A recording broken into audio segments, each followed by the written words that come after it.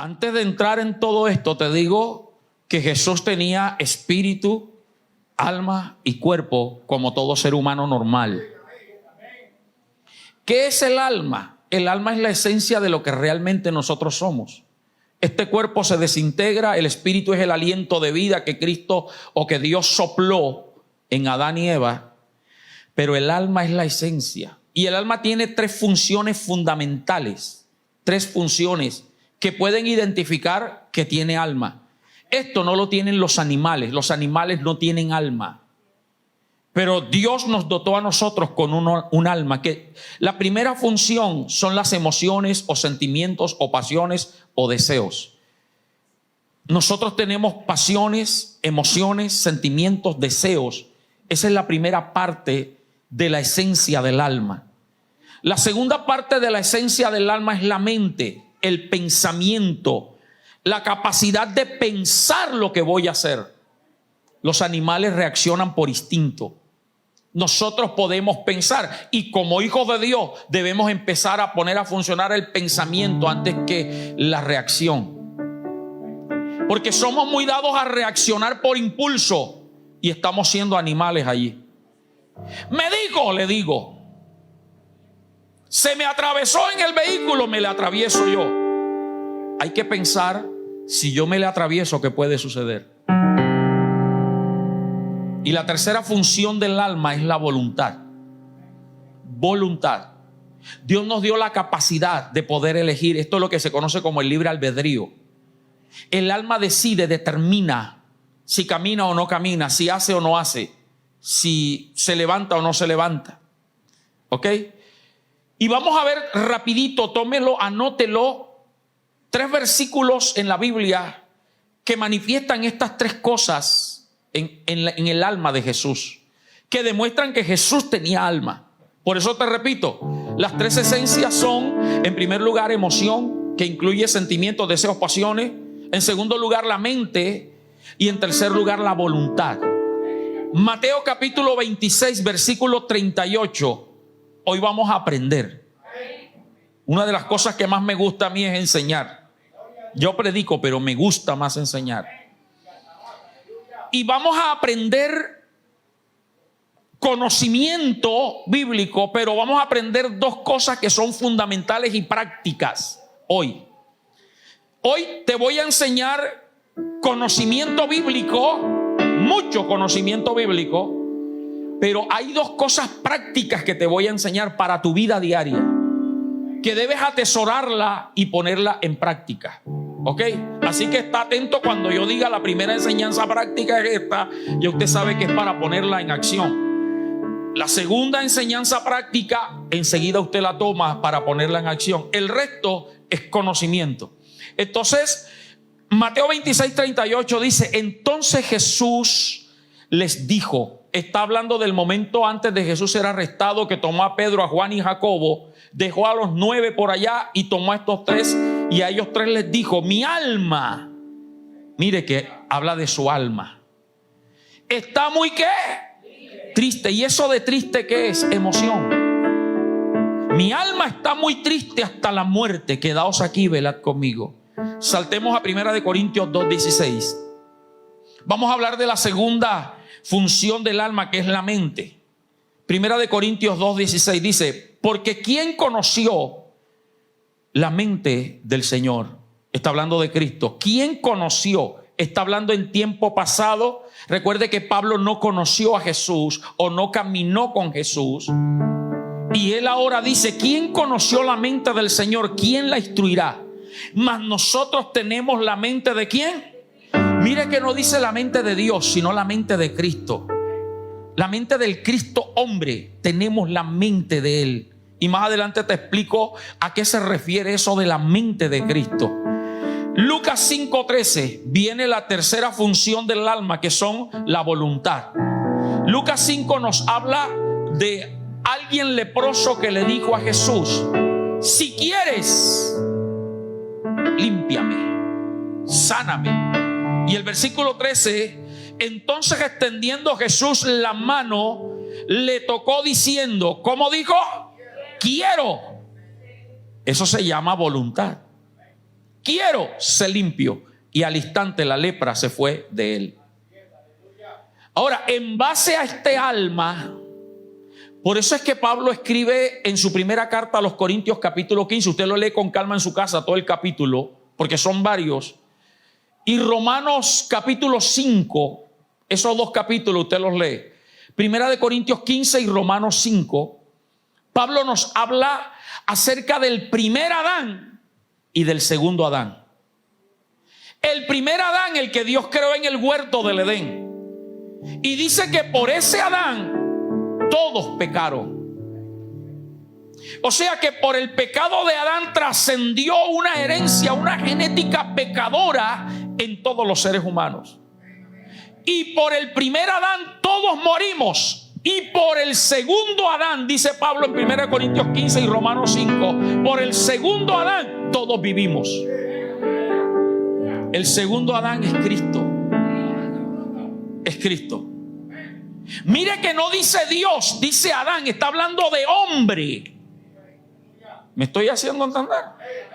Por el primer Adán, el que fue creado en el huerto del Edén de manera extraordinaria, porque formó, hermana Valentina, del polvo de la tierra, permítame expresarlo así, un muñequito, sopló aliento de vida y fue el hombre un ser viviente, y allí introdujo el alma. En el segundo Adán también fue creado de manera extraordinaria, porque usted sabe que José no tuvo participación en la concepción del Jesús hombre. Es más, no tratemos de añadirle a la palabra algo humano, porque nos enredaríamos en la doctrina. No hubo fecundación de óvulo de María para engendrar a Jesús. La Biblia dice: el santo ser que nacerá será porque el Espíritu Santo te hará sombra, y el santo ser, y allí queda. O sea que allí también hubo un alma pura como la que hubo en Adán antes de pecar. ¿Está conmigo todavía? Cuando Adán pecó, su alma se degeneró, porque el diablo le trabajó la voluntad. Recuerde que le dijo a Eva: no vas a morir, sino que Dios sabe que el día que comas del fruto prohibido, tus ojos se abrirán y conocerás el bien y el mal y serás como Dios.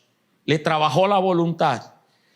Adán y Eva quisieron ser como Dios, quisieron conocer el bien y el mal, y a partir de allí vino la degeneración, que vino luego el primer asesinato, y de allí vino toda la naturaleza pecadora. Por eso el rey David, cuando comete pecado, en el Salmo 51 versículo 5, el rey David dice: en maldad he sido formado y en pecado me concibió mi madre.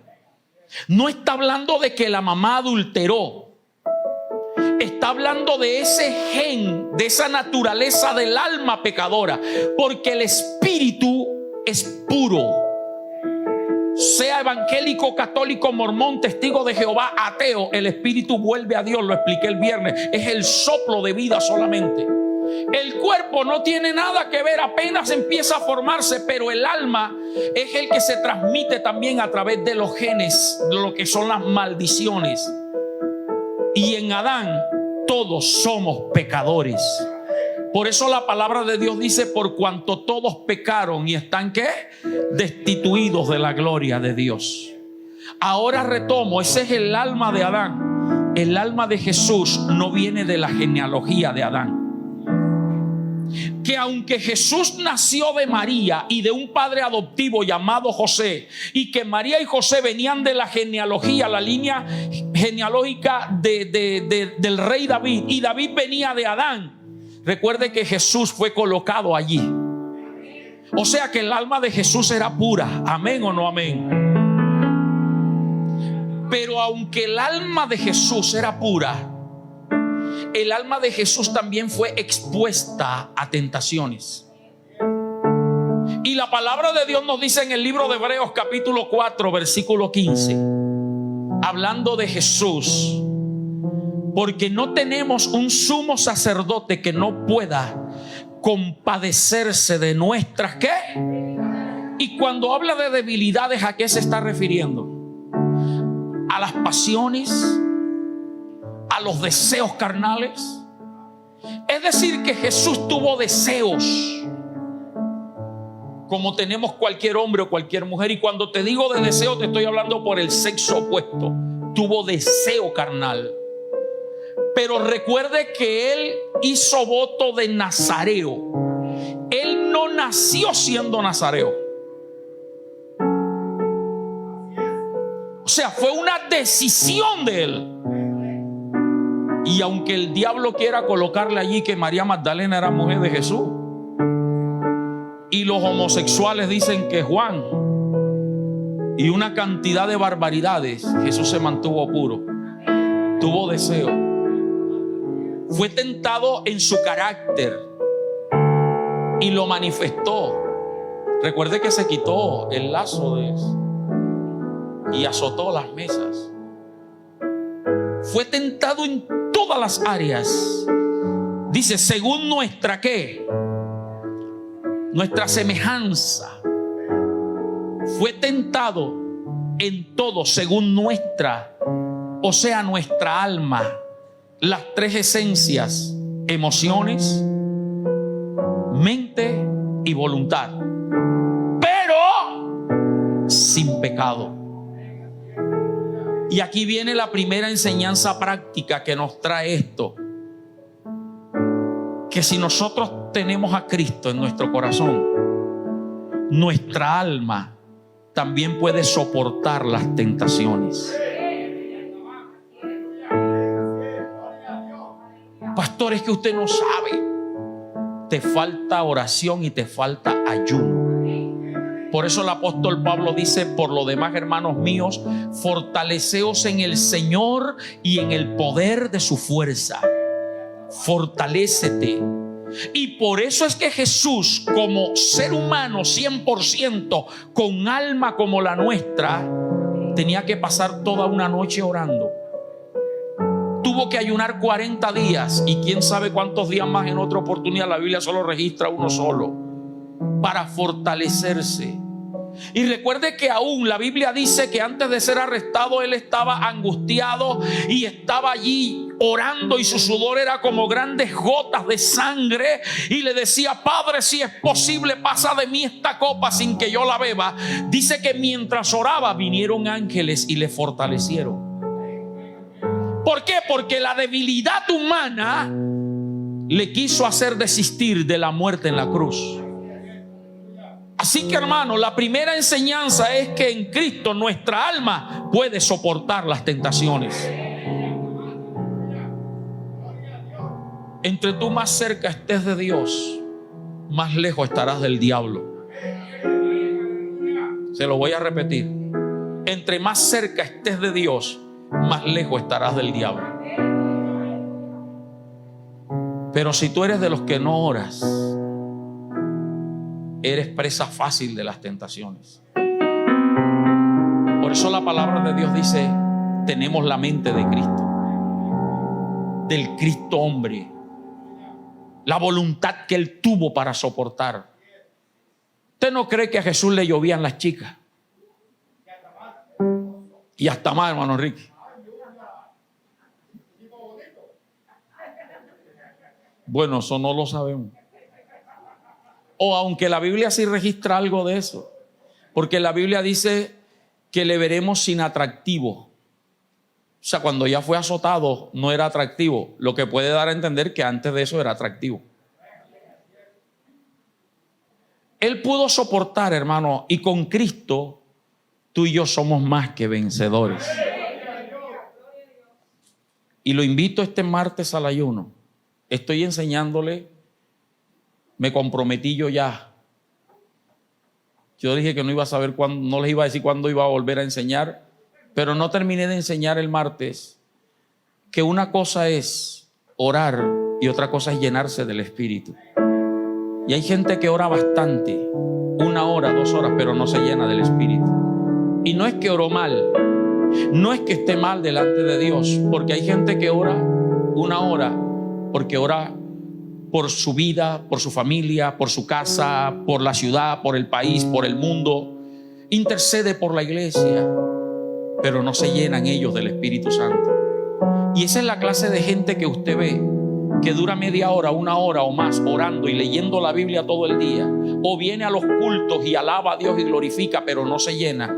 ¿Por qué? Porque cuando llega a casa va a pelear con el marido, con la mujer y con todo el mundo.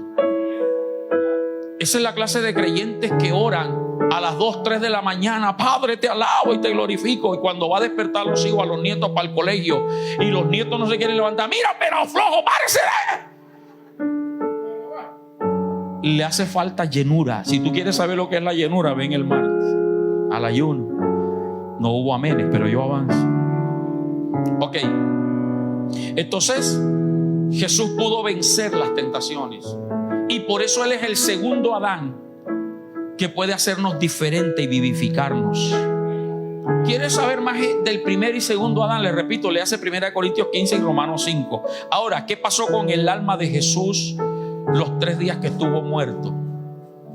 Vale la pena enseñarle que acostumbramos a decir 3 días, pero no fueron 3 días de 24 horas, porque Él murió viernes a las 3 de la tarde. Para el judío el día se terminaba a las 6 de la tarde, o sea que lo que duró fue 3 horas muerto del viernes. El sábado sí duró las 24 horas, hasta el sábado a las 6 de la tarde. Del viernes a las 6 y el sábado a las 6, 24 horas. Y luego parte del domingo, que empezó el sábado a las 6 de la tarde según el horario judío. Pero tenemos la costumbre de decir 3 días. No vamos a pelear por eso, porque si lo miramos lógicamente, el día viernes, el día sábado y todo el día domingo, no hay problema con eso. Pero ¿qué pasó con Jesús? Con el alma de Jesús. El viernes les decía que cuando Él expiró entregó el espíritu humano, pero su alma.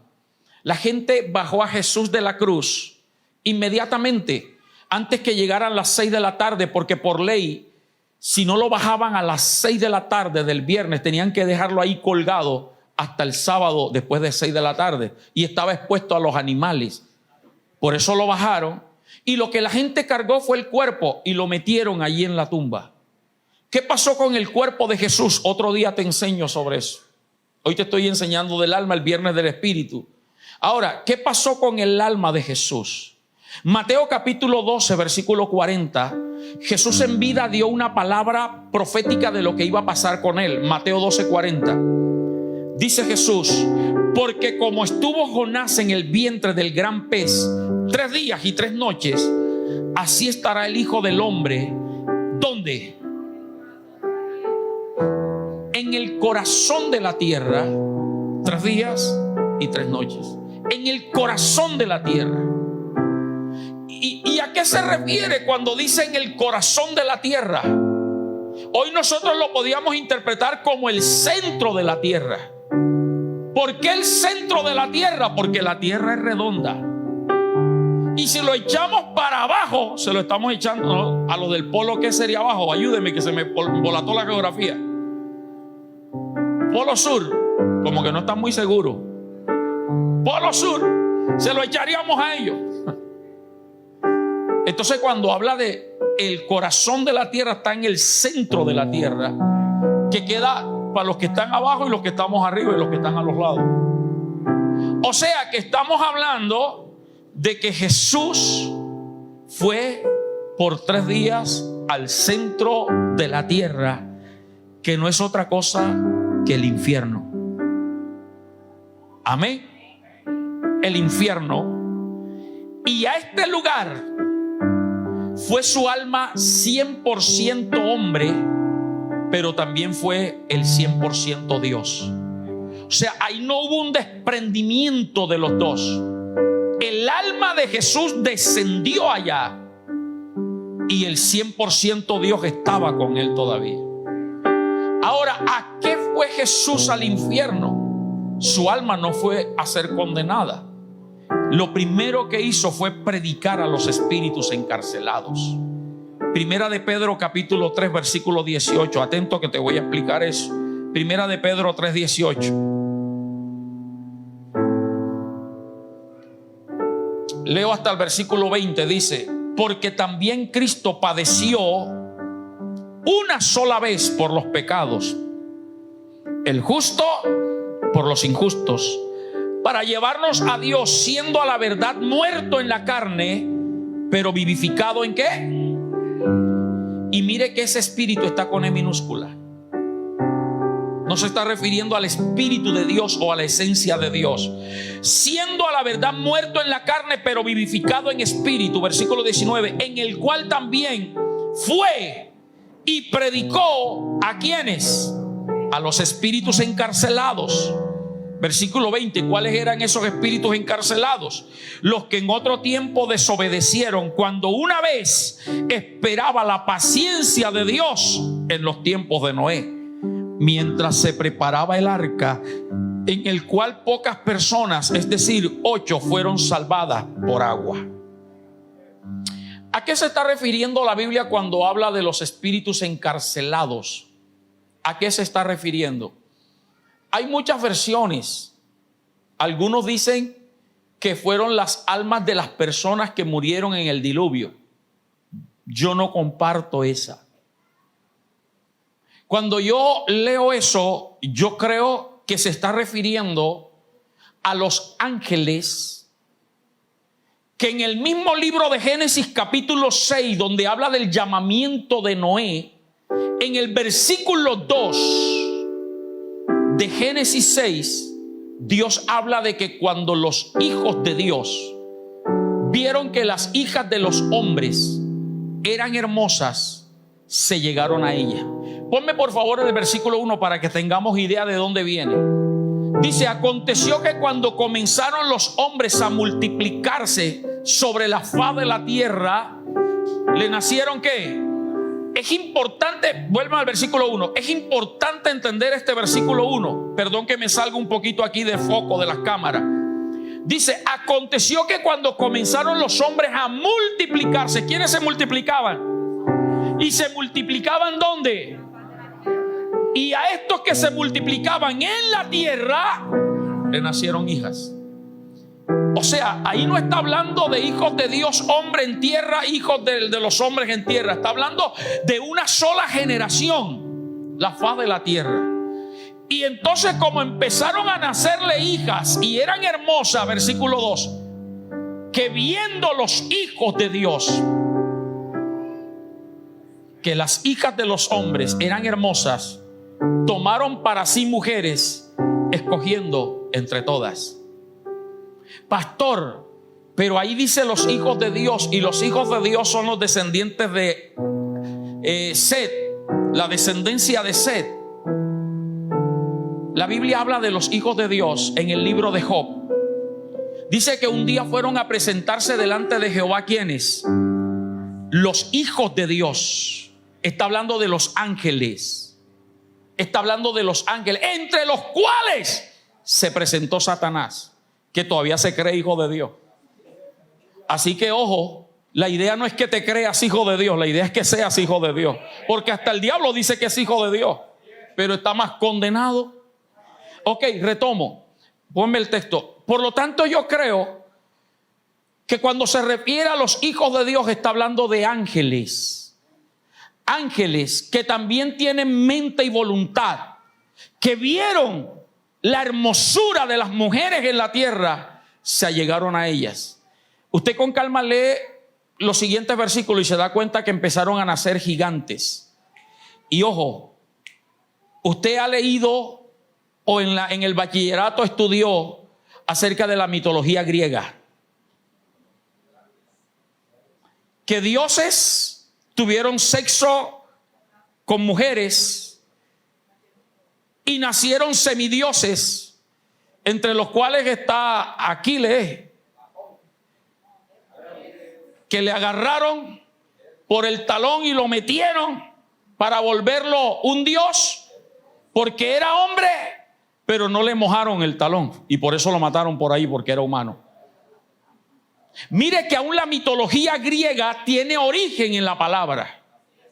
Ahora vamos a dar contexto de esto. Vaya conmigo por favor a Judas capítulo 1 versículo 6. Y esto que pasó fue eso que te estoy leyendo en Génesis 6. Pasó antes del diluvio. Luego el capítulo 6, después que da esa introducción, que los hijos de Dios vieron que las hijas de los hombres eran hermosas, sigue leyendo, nacieron gigantes.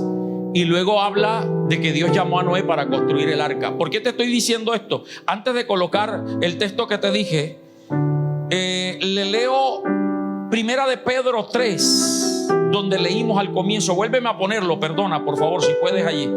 Primera de Pedro 3:18. Porque es que hay que ir encajando la Biblia, encajando la Biblia, contextualizándola. Dice, porque también Cristo, versículo 18, porque también Cristo padeció una sola vez por los pecados, el justo por los injustos, para llevarnos a Dios, siendo a la verdad muerto en la carne, pero vivificados en el Espíritu. Versículo 19, en el cual también fue y predicó a los espíritus encarcelados. Y aquí viene lo que les decía: los que en otro tiempo desobedecieron, cuando una vez esperaba la paciencia de Dios en los días de Noé, mientras se preparaba el arca, en la cual pocas personas, es decir, 8, fueron salvadas por agua.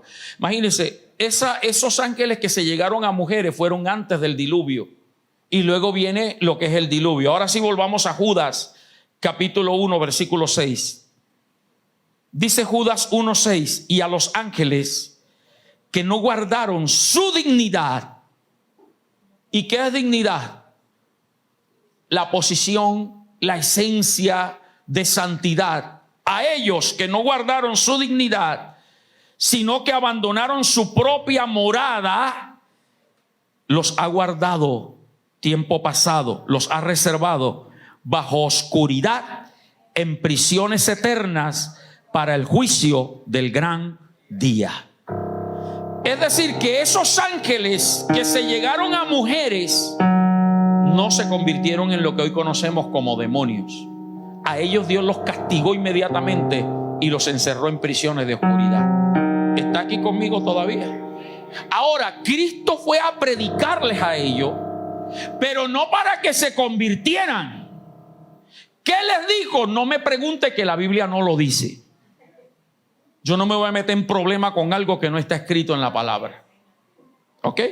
Entonces, el alma de Cristo, con el 100% Dios y 100% hombre, fueron en primer lugar a eso. En segundo lugar, a quitarle el derecho territorial a Satanás. Segunda de Corintios 2:14. Colosenses 2:14. Corrijo, Colosenses 2:14. Voy a leer el 14 y el 15. Dice la escritura: anulando el acta de los decretos que había contra nosotros, que nos era contraria. ¿Cuáles eran esos actas de decretos? Atento, toca al que está a tu lado y dile: atento, que eso es para ti. Número 1, había un decreto de muerte sobre toda la humanidad. Porque la Biblia dice: por cuanto todos pecaron y están destituidos de la gloria de Dios. Porque la paga del pecado es muerte. El decreto que había sobre toda la humanidad era la condenación del infierno. Por eso Cristo murió y ocupó nuestro lugar, para que tú y yo no vayamos al infierno. Y anular un decreto es algo que está establecido, que no se puede borrar. Pero como Cristo es la autoridad sobre todo, Él anuló ese decreto sobre ti. O sea que sobre ti y sobre mí no hay decreto de muerte, sino decreto de vida, y de vida eterna con Cristo. Pero viene una serie de decretos también, que son los decretos de maldiciones generacionales que vienen sobre tu casa y tu familia. Tú y yo no sabemos el origen de nuestro apellido. De pronto algunos tienen conocimiento y dicen que vienen de los españoles, otros de los ingleses. Todos venimos de los indios y de los esclavos. No importa que tengas apellido español, recuerda que a los esclavos se les nombraba con el apellido de los amos. No importa que tengas la piel blanquita, eres indio y eres esclavo. Y esa genealogía de nosotros colombianos viene del África y viene de los indígenas antiguos aquí en América. Y no te estoy hablando solamente de eso. Y no sabemos los pactos, los rituales y las maldiciones.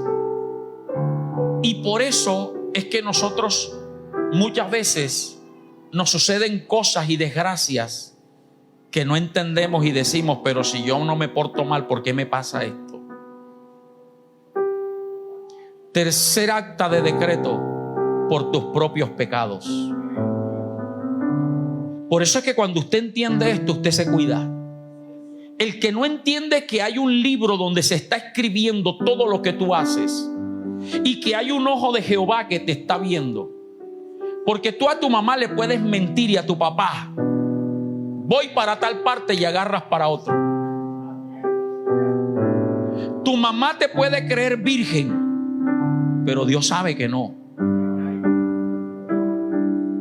Todo eso está siendo escrito y hay un acta levantada: tal día a tal hora hiciste tal cosa. Y ese acta y ese decreto dice que esa maldición va a ser acarreada sobre tus hijos y sobre tus nietos. Por eso cuando usted entiende esto, tú te cuidas. Y entonces tú no eres de los que andas mirando para ver quién te ve, porque tú sabes que hay alguien que tú no ves, pero él sí te está viendo. Que es lo cruel. Nosotros no lo vemos, pero él sí nos está viendo. Amén. Entonces Cristo, en el momento en que murió, vuelvo a leer versículo 14, anulando el acta de los decretos que había contra nosotros, que nos eran contrarias, quitándola de en medio y clavándola en la cruz, versículo 15, y despojando a los principados y a las potestades, los exhibió públicamente, triunfando sobre ellos en la cruz. Aplaude al Rey.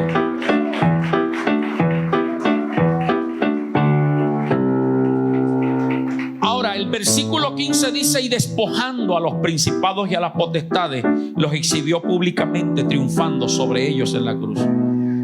Despojar es quitar violentamente, quitar por fuerza. Y en el momento en que Cristo dijo: Padre, consumado es, en tus manos encomiendo mi espíritu, Él descendió a las partes bajas y fue donde estaban los principados y las potestades, donde estaba el mismo diablo, y le quitó algo que Satanás tenía por derecho propio. Le explico. El libro de Génesis capítulo 1 y capítulo 2 nos habla de la creación. Y cuando Dios creó al hombre, le entregó el dominio y el derecho territorial sobre toda la creación. O sea que Adán y Eva eran los que mandaban en la tierra. Ellos eran los que gobernaban y todo estaba sujeto a ellos. Pero cuando Adán y Eva pecaron, ese derecho territorial y legal se lo entregaron voluntariamente a Satanás. Y por eso es que usted ve que aunque Dios es el dueño de todas las cosas, y ciertamente la Biblia dice en el Salmo 24, si mal no estoy, dice: de Jehová es la tierra, su plenitud el mundo y los que en él habitan. Sí, Jehová tiene el dominio de todo, pero Jehová le entregó un derecho al hombre y el hombre se lo cedió a Satanás. Y por eso la Biblia llama a Satanás el príncipe de este mundo. Lo llama el príncipe de la potestad, del poder del aire. Y la Biblia dice que el mundo entero está bajo el maligno por ese derecho territorial. Por eso es que cuando Satanás tienta a Jesús en Lucas 4 y Mateo 4, una de las tentaciones fue que lo llevó a un monte alto.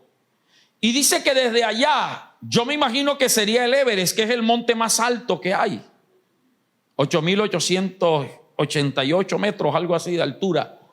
Altísimo. Le mostró todos los reinos. Ahora, desde allá no se divisa todo el globo terráqueo, pero seguramente le mostró todos los dominios. Y Satanás le dijo a Jesús: yo sé que tú has venido a buscar esto. Has venido a recuperar lo que Adán y Eva me entregaron. Y sé que vas a morir en una cruz para recuperarlo. Pero yo te la voy a poner fácil. Solo arrodíllate, adórame y yo te devuelvo el derecho legal. Sin vergüenza, ¿verdad? Él siempre va a querer ponerle las cosas fáciles al ser humano.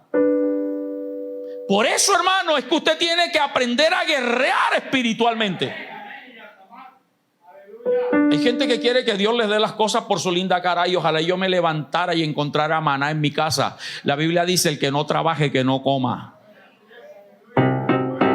Señor, revélame el baloto, revélame. Esfuérzate, sé muy valiente, porque aunque yo te entregué la tierra, tienes que pelear por ella. El diablo te las pone facilito. Por eso, hermano, no nos confundamos. Hay cosas que nos cuestan. Hay gente que cree que lo de Dios todo es fácil. No, lo de Dios cuesta también. Porque siempre va a haber un diablo que se te va a oponer y te va a decir: no te voy a soltar esto. Y tú tienes que guerrear y tú tienes que pelear y batallar por tu familia. Y ayunar y orar y clamar y doblar rodillas y levantarte de madrugada y venir a los cultos y creer y pelear. El diablo le dijo: solo arrodíllate y yo te entrego todo lo que hay. Pero bendito nuestro Cristo, que le dijo: mira, Satanás, escrito está, al Señor tu Dios adorarás y a Él solo servirás. Mire que no le dijo nada, no le dijo más nada, no le dijo: no, yo tengo que, ni se puso a batallar con él. Le dijo: solo a Dios tienes que adorar. Y el diablo lo tentó en otra situación y se fue después. Lo subió al pináculo del templo, etcétera. Bueno, pero a dónde voy, el diablo se cree porque tiene el derecho. Se la ofreció a Jesús la tierra. Y cuando hablamos de la tierra, de los reinos, está hablando de ti y de tu familia. O sea que el diablo tenía el derecho y tiene el derecho territorial. Cuando Cristo murió, Cristo bajó al corazón de la tierra, al mismo infierno, y permíteme expresarlo así, a lo costeñol, agarró al diablo por el cuello, Merly. El diablo y los demonios y los principados, Anderson, seguramente estaban parrandeando y gozándose allá, Rafa.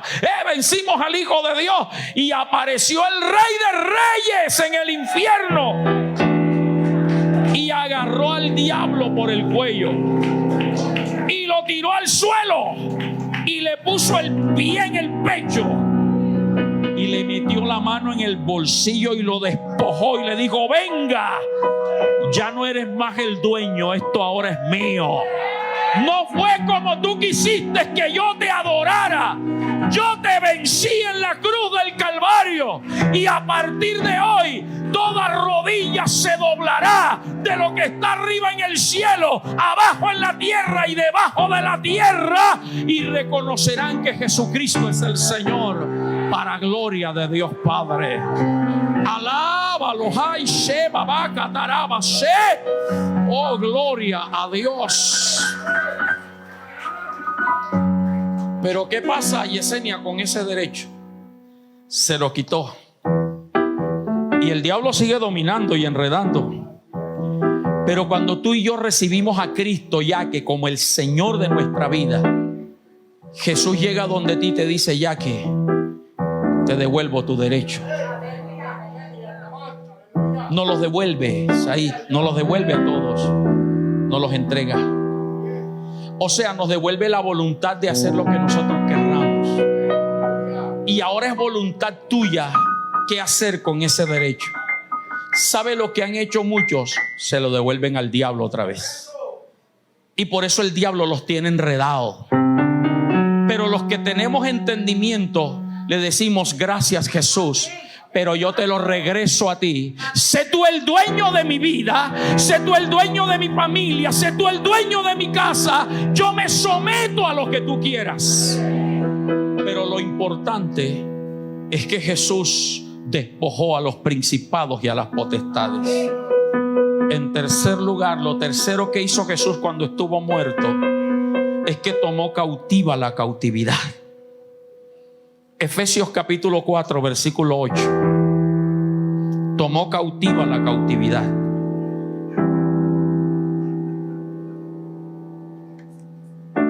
Hoy voy a explicarle un poco más de lo que siempre explico de esto. Efesios 4, 8 dice: por lo cual dice, hablando de Cristo, subiendo a lo alto, llevó cautiva la cautividad. ¿Y qué hizo? Dio dones a los hombres, versículo 9. Y explica, ¿y eso de que subió qué es? Sino que también había descendido primero a las partes más bajas de la tierra. Había descendido a las partes más bajas. Reitera lo que dijo Pedro y lo que dijo Jesús: 3 días estaré en el centro de la tierra. Eso que subió qué es, sino que también descendió primero a las partes más bajas de la tierra. ¿Sabe cuál era esa cautividad? Esa cautividad se refiere a la potestad y al dominio que Satanás tenía sobre la muerte y sobre el infierno. Antes de Cristo, el diablo tenía el dominio sobre la muerte. Pero cuando Cristo murió, Cristo le arrebató también las llaves. Apocalipsis capítulo 1, versículo 17. Las llaves del Hades y de la muerte. Dice, cuando le vi, hablando Juan, cuando vio a Cristo, caí como muerto a sus pies. Y él puso su mano derecha sobre mí diciéndome: no temas, yo soy el primero y el último. 18, el que vivo y estuve muerto, mas he aquí que vivo por los siglos de los siglos. Amén. Y tengo las llaves de la muerte y del Hades. O sea, que en el momento en que tú y yo recibimos a Cristo, la muerte no tiene potestad sobre nosotros. Satanás no determina cuando un hijo de Dios muere. Mi vida está en las manos de Dios. Y el día que yo muera es porque Cristo dijo: hasta aquí llegó tu día, has acabado tu carrera. Sea a mis 50 años, mis 53, 60, 100 o 120. El día que Cristo diga hasta aquí, pero no cuando el diablo quiera. Y se puede inventar accidentes, se puede inventar enfermedades, se puede inventar amenazas de muerte contra mi vida, pero no es cuando el diablo quiera, sino cuando Dios lo permita. Él tiene las llaves de la muerte y la muerte no tiene potestad sobre mí. Por eso el apóstol Pablo escribe en la primera carta a los Corintios capítulo 15 versículo 55: ¿dónde está, oh muerte, tu aguijón? ¿Dónde, sepulcro, tu victoria? Cristo venció la muerte. Aquí tenemos la segunda enseñanza práctica.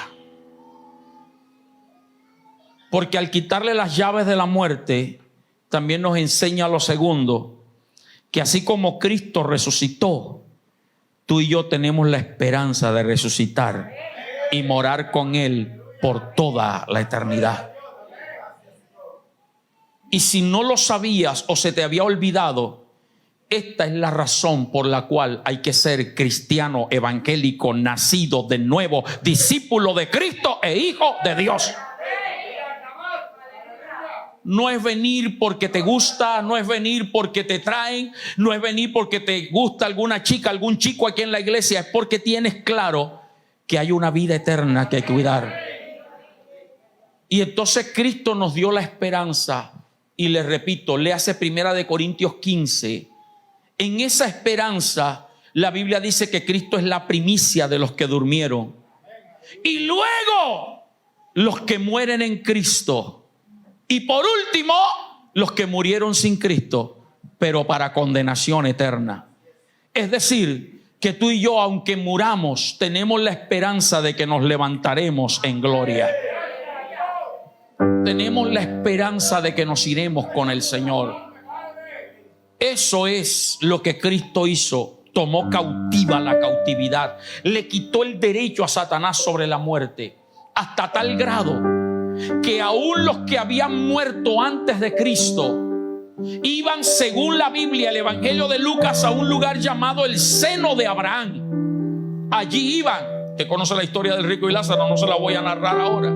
Allí iban antes de Cristo Jacob, Isaac y todos los profetas iban allí. Cuando Cristo murió, tomó el seno de Abraham y se le llevó a un lugar llamado paraíso, porque ellos también tienen la esperanza de resucitar el día que Cristo venga en gloria. Pero dice que también tiene las llaves del Hades. Las llaves del Hades. ¿Qué es el Hades? Es el infierno. ¿Qué quiere decir? Que el que va al infierno Cristo le atranca la llave y no lo deja salir de allí. Para que te quites el concepto que después que se muere le rezas 3 Ave María, 20 Padre Nuestro y lo vas a sacar del infierno para llevártelo para el cielo. Por eso Jesús dijo: yo soy el que cuando cierro nadie abre, y cuando yo abro nadie cierra. El que se muere sin Cristo queda allí en el infierno. No hay tal purgatorio, solo el paraíso de Dios y el infierno. Y Cristo tiene la llave para evitar que tú entres al infierno. Tiene la puerta abierta para la vida eterna. Tiene las llaves de la vida. Recíbelo hoy con entendimiento. Ahora, ¿qué pasó? Y termino. ¿Qué pasó? Sé que es lo que ha estado esperando mucha gente. ¿Qué pasó con el alma de Cristo? La palabra de Dios solamente nos enseña que cuando Cristo se le apareció a las mujeres, ellas fueron a tocarlo y le dijo: no me toques porque todavía no he subido al Padre. O sea que esa alma 100% humana y el 100% Dios, antes de ascender visiblemente al cielo, Él subió. Porque fíjese que después que le dijo eso a las mujeres, Él se le apareció a los apóstoles. Él comió, le dijo a Tomás: tócame, mete tu dedo. O sea que esa alma subió al Padre. ¿Y qué pasó después? La Biblia no lo dice. Así que se las dejo ahí. No me voy a meter en problemas con Dios. ¿Qué pasó con el alma de Jesús? Un día tal vez nos lo mostrará Dios allá en el cielo. Pero lo que nos interesa es lo que en su muerte Él hizo. Y por eso, hermano, Él resucitó para vencer la muerte. ¿Por qué el ministerio de Jesús no terminó con la muerte en la cruz si Él dijo consumado es?